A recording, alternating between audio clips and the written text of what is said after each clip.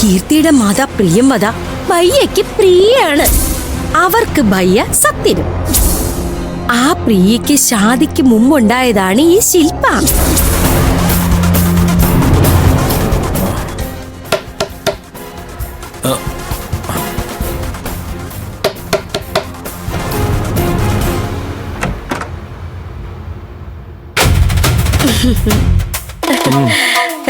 ഗോപു ബയ്യ,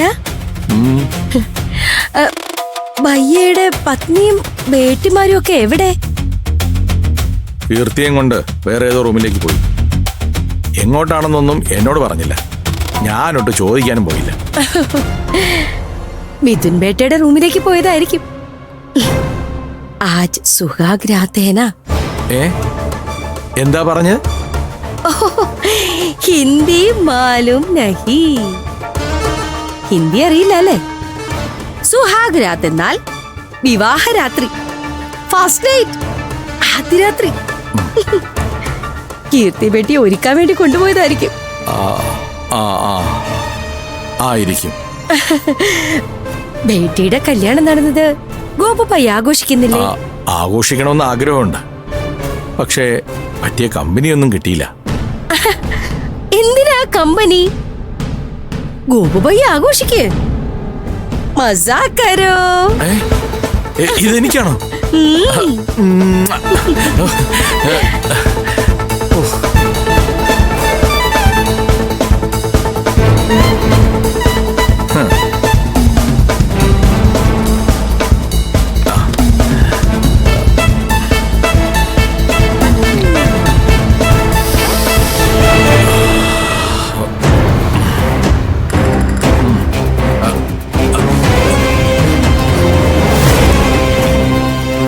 ഗോപുബയ്യ, നിങ്ങളുടെ കാര്യം വളരെ കഷ്ടമാണ്.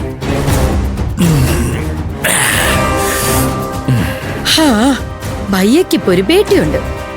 ഹമാരി ചൈത്ര ബേട്ടി. പക്ഷേ നിങ്ങളുടെ പത്നിയുടെ താല്പര്യപ്രകാരം കീർത്തി ബേട്ടിയെ കൂടെ സ്വന്തമാക്കാൻ വേണ്ടിയാ എന്റെ ഭയ്യെ കല്യാണം നടത്തിയത്.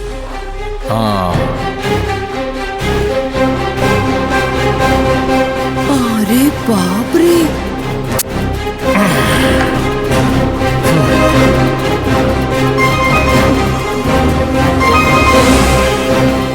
എന്റെ കീർത്തിമോള് ഈ ഗൂഢാലോചനയൊന്നും അറിയാത്ത വെറും ഒരു പാവ. അവളെ വേദനിപ്പിക്കരുത്. ഓ, കീർത്തി ബേട്ടി എനിക്ക് ബഹുവല്ല, ബേട്ടി തന്നെയാ, എന്റെ മകൾ. എനിക്ക് പത്മപ്രഭയുടെ ഉറപ്പ് കിട്ടിയാ മതി. മേ പത്മപ്രഭ നഹി ഹൂ, മേ ദിവ്യപ്രഭ ഹൂ. എന്തായാലും ഈ പ്രഭ മങ്ങാതെ മായാതെ എന്നും നിലനിൽക്കട്ടെ.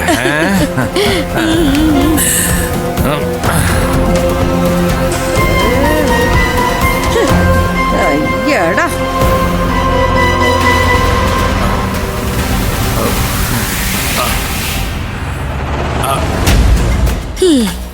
എന്റെ ഭയ്യയുടെ പത്നി മായ പണ്ടേ മരിച്ചു. പുരാനി പ്രിയതമയെ വീണ്ടും സ്വീകരിക്കണമെന്ന് ഭയ്യയ്ക്ക് ആഗ്രഹം കാണും.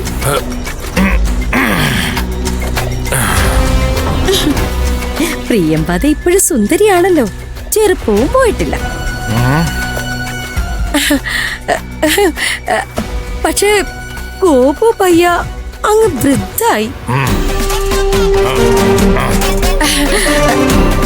പുരാനി പ്യാർ, പഴയ പ്രേമം പ്രിയംവദയ്ക്ക് തോന്നിയാല് തെറ്റ് പറയാൻ പറ്റില്ല.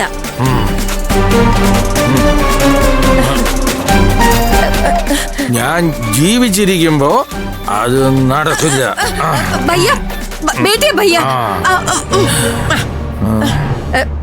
അതെ, ഇത്തരം കാര്യങ്ങൾ ഇന്ന് തന്നെ ഭയ്യോട് സംസാരിക്കണം.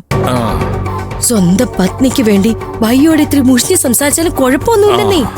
ദേഖോ ഭയ്യ, കോയി ബാത് നഹി ഗോപു ഭയ്യ. ഞാൻ സംസാരിക്കും.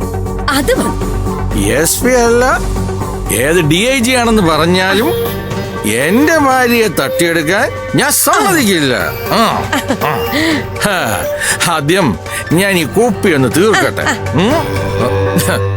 എന്തായാലും രണ്ടിനെ ഞാൻ നേരിട്ട് കാണുന്നു. ഒരു സത്യനും ഒരു പ്രിയയും. ഭയ്യ, ശരാബ് പീലോ, പരമാവധി കുടിക്കും.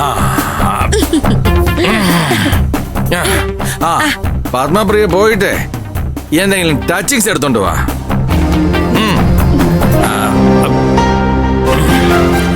ടച്ചിങ്സ് കൊണ്ടുവരൂ. ഹേ ഹോ ഹും. വേഗം ചെല്ല്. ഞാനൊരു കാര്യം ഏറ്റതാ.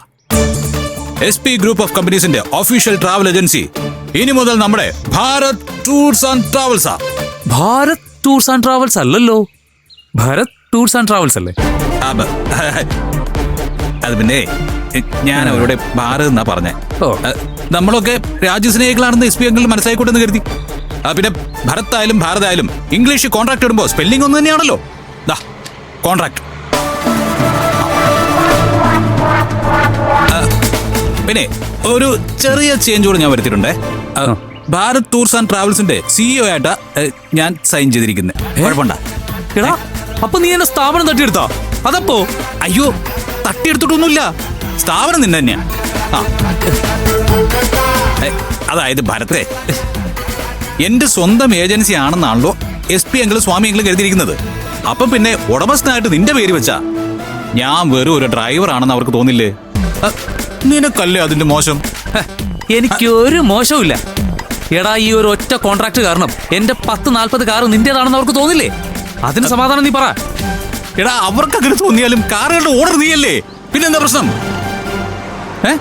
എടാ, ഞാനും നീ ഒന്നല്ലേ? അതൊന്നും കാര്യാക്കണ്ട. എന്നെ നിനക്ക് വിശ്വാസമില്ലേ? അയ്യോ, വിശ്വാസത്തിന് ഒരു കുറവുമില്ല. പക്ഷേ ഈ ഡോക്യുമെന്റ് ഇനി ഞാൻ നിനക്ക് തരില്ല. തന്നാലേ എന്റെ എല്ലാ സ്ഥാപനങ്ങളുടെ ഓണർ നീയാണെന്ന് പറഞ്ഞ് നിന്റെ തള്ളുകൂടും. അതോടെ എന്റെ സ്വസ്ഥത ഇല്ലാതാകും. ഡോക്യുമെന്റ് നീ എടുത്തു വെച്ചിട്ട് ഒരു കാര്യമില്ല. എനിക്ക് തള്ളാൻ വേണ്ടി മൊബൈലിൽ ഞാൻ ഡോക്യുമെന്റിന്റെ ഫോട്ടോ എടുത്തു വെച്ചിട്ടുണ്ട്. എങ്ങനെ? നാളെ കോട്ടയത്തേക്ക് ഒരു ഓട്ടോ ഉണ്ടെന്ന് പറഞ്ഞിട്ടുണ്ട്. Bharat tours and travels owner Arjun Sridhar തന്നെ കാരുമായിട്ട് പോകും.